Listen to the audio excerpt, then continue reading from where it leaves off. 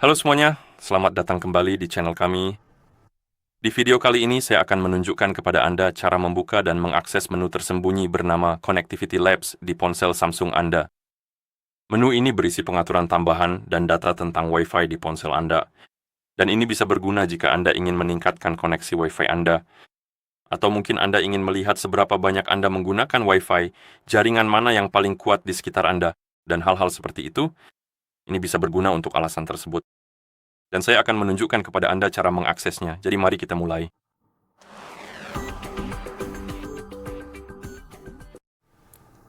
Jadi pertama, kita perlu membuka pengaturan Wi-Fi, dan untuk melakukannya, buka pengaturan di ponsel Anda, masuk ke koneksi, lalu ketuk Wi-Fi, dan di sini Anda akan melihat menu Wi-Fi.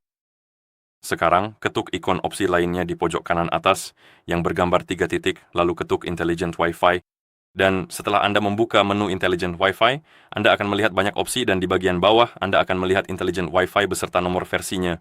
Kita perlu terus mengetuknya berulang kali sampai Connectivity Labs muncul di bawahnya, dan setelah Anda melihat Connectivity Labs, itu berarti menu tersembunyi sekarang sudah terbuka dan kita bisa mengaksesnya dengan pergi ke Intelligent Wi-Fi, mengetuknya di sini, dan seperti yang Anda lihat, kita punya menu tersebut di sini. Dan langsung saja, kita mendapatkan informasi tambahan tentang penggunaan Wi-Fi kita. Kita bisa melihat penggunaan hari ini, rata-rata harian, dan juga perbandingan dengan hari sebelumnya, berapa banyak yang Anda gunakan, atau seberapa sedikit Anda menggunakan Wi-Fi Anda. Anda juga mendapatkan informasi tambahan tentang Wi-Fi yang sedang Anda gunakan. Anda bisa mengetuknya di sini untuk membuka menu, tapi saya tidak akan membukanya karena ada informasi sensitif di sana yang sebenarnya tidak ingin saya tunjukkan kepada Anda. Jadi silakan cek sendiri. Jika Anda mau, Anda akan menemukan informasi tentang koneksi, IPS, dan hal-hal semacam itu yang bisa berguna jika Anda sedang mencoba memecahkan masalah. Selanjutnya, kita punya laporan mingguan tentang penggunaan Wi-Fi. Dan seperti yang bisa Anda lihat, ada 2 batang di sini. Ada batang putih yang pada dasarnya menunjukkan jika fitur Wi-Fi diaktifkan di ponsel Anda, dan batang biru menunjukkan saat Anda benar-benar terhubung ke Wi-Fi. Ini bisa berguna misalnya jika Anda ingin mengoptimalkan daya tahan baterai, seperti yang bisa Anda lihat pada hari ini. Saya mengaktifkan Wi-Fi hampir sepanjang hari, tapi saya sama sekali tidak terhubung, karena batang biru tidak ada, yang artinya memang tidak terhubung. Wi-Fi tetap menyala, mungkin sedang mencari jaringan di sekitar dan menguras baterai. Jadi saya seharusnya bisa mematikan Wi-Fi dan menghemat baterai di ponsel saya. Jadi Anda juga bisa mencoba menggunakannya untuk mengoptimalkan daya tahan baterai di ponsel Anda. Anda juga bisa mengetuk bagian penggunaan di sini untuk melihat penggunaan Wi-Fi Anda. Dan pada dasarnya, kita bisa melihat penggunaan data dari Wi-Fi kita. Dan itu tidak terlalu banyak bagi saya. Tapi jika Anda ingin memeriksa berapa banyak data yang sudah Anda unduh atau gunakan di Wi-Fi Anda selalu bisa mengeceknya di sini. Dan kita juga punya data harian. Oke, di bawahnya kita juga punya koneksi band dan penggunaan band, dan seperti yang bisa Anda lihat, saya punya 2,4, 5 GHz, dan 6 GHz, begitu juga untuk Wi-Fi 4, 5, dan 6, dan kita punya grafiknya di sini. Di ponsel ini sebagian besar yang digunakan adalah 2,4 dan Wi-Fi 4, tapi kami juga sempat menggunakan 5 GHz dan Wi-Fi 5. Dan di bawahnya ada informasi jaringan. Di sini Anda bisa melihat daftar jaringan yang tersimpan, jadi Anda bisa mengetuk jaringan tersimpan yang tidak digunakan. Jadi jika ada beberapa jaringan yang tersimpan di ponsel Anda, tapi tidak digunakan, jaringan tersebut akan muncul di sini dan tidak aman. Jadi pada dasarnya, ini adalah daftar jaringan yang pernah Anda hubungkan sebelumnya, atau yang berada di sekitar Anda. Dan ponsel menganggapnya tidak aman, jadi mungkin mereka memiliki beberapa masalah keamanan yang tidak mereka miliki, seperti otentikasi pabrik, bukan pabrik, tetapi otentikasi kata sandi dan hal-hal semacam itu. Pada dasarnya ponsel menganggap tautan tersebut tidak aman dan akan menampilkannya di sini. Jadi, jika Anda tidak yakin dan ingin memeriksa apakah beberapa jaringan yang pernah Anda gunakan atau yang akan Anda gunakan itu aman atau tidak, Anda selalu bisa membuka menu ini dan memeriksanya di sini.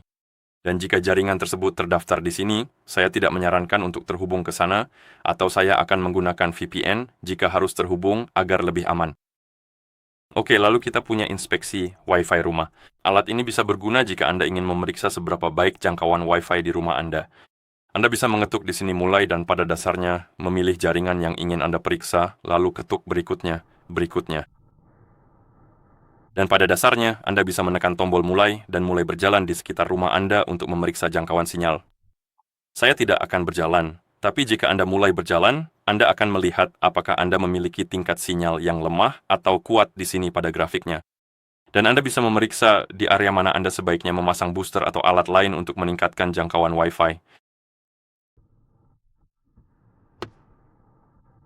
Selanjutnya, kita punya fitur Auto Reconnect Operator dan Wi-Fi. Anda bisa mengaktifkan atau menonaktifkannya. Dan kita punya untuk S, dan pada dasarnya Anda bisa mengaktifkan penerima L4S. Sejujurnya saya tidak yakin apa fungsinya, tapi saya tidak akan mengaktifkannya jika saya tidak tahu itu apa. Saya sarankan untuk memeriksanya dulu, lalu aktifkan jika memang Anda membutuhkannya.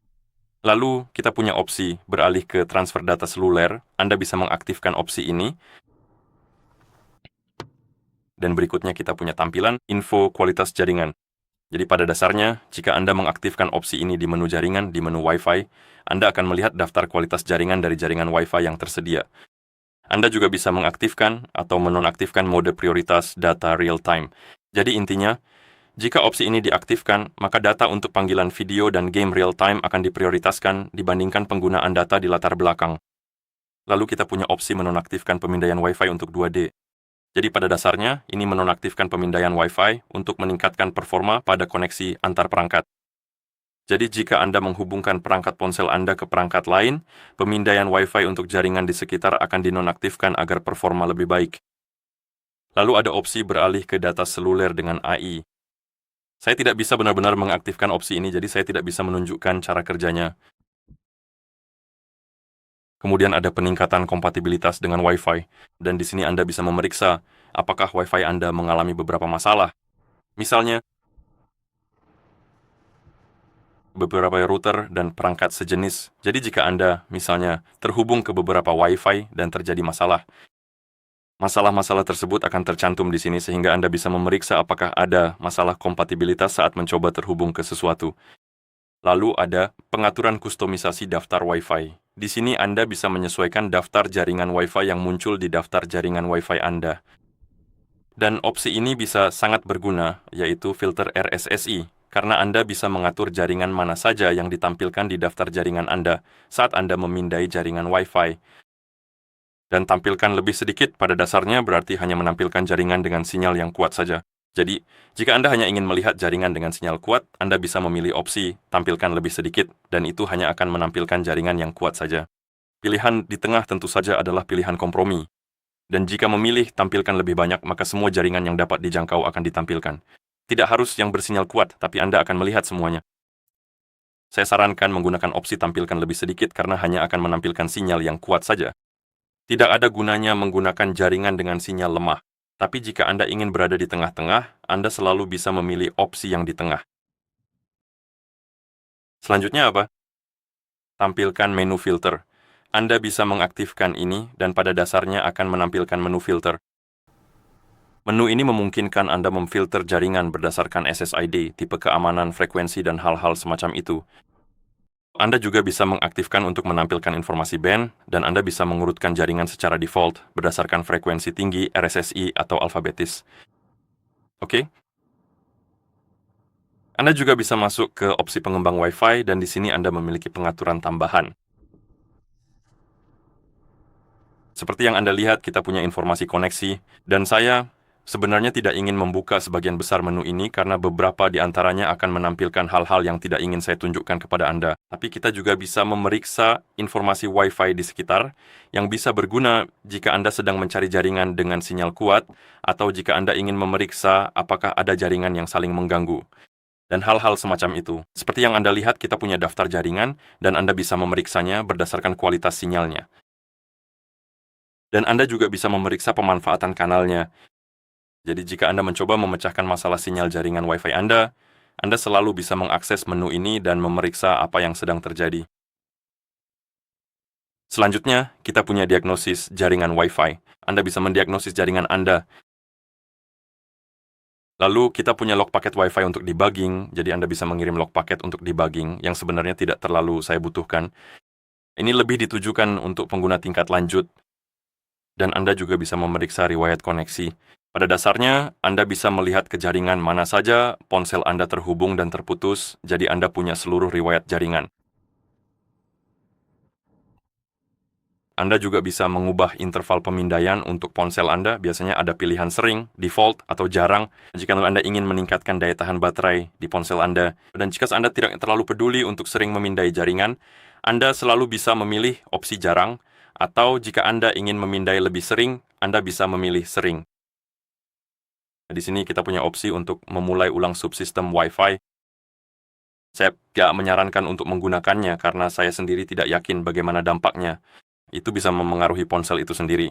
Seperti yang bisa Anda lihat, ada beberapa pesan tentang misalnya status sistem setelah restart tidak terlalu terjamin, begitu juga statusnya sebelum API dipanggil. Jadi saya tidak akan coba-coba dengan ini. Lalu kita punya opsi tampilkan waktu mengambang, dan Anda bisa mengaktifkan opsi ini untuk menampilkan pada dasarnya periode waktu jaringan Anda diaktifkan atau terhubung. Oke. Dan jika Anda sudah selesai dengan menu ini, atau Anda hanya ingin keluar, Anda bisa langsung menutup menu ini. Tapi jika Anda tidak yakin apakah Anda sudah merusak sesuatu atau tidak, dan Anda ingin mengatur ulang pengaturan ke default, Anda selalu bisa mengetuk reset semua pengaturan aplikasi di bagian bawah sini. Reset semua pengaturan aplikasi. Ini akan menonaktifkan menu dan menu tersebut akan hilang dari menu Wi-Fi integer. Dan jika Anda tak ingin keluar, maksudnya bukan keluar tapi mengaksesnya lagi, Anda harus terus mengetuk ikon di sini pada internet Wi-Fi sampai menu itu muncul kembali. Oke, jadi pada dasarnya, jika Anda merusak sesuatu dan ada yang tidak berfungsi, Anda selalu bisa mengatur ulang pengaturan ke default. Dan semoga itu akan menyelesaikan masalah Anda. Dan itu saja tentang menu ini. Jika Anda merasa video ini bermanfaat, silakan pertimbangkan untuk berlangganan ke channel kami dan memberikan like pada video ini. Terima kasih sudah menonton dan sampai jumpa di video berikutnya.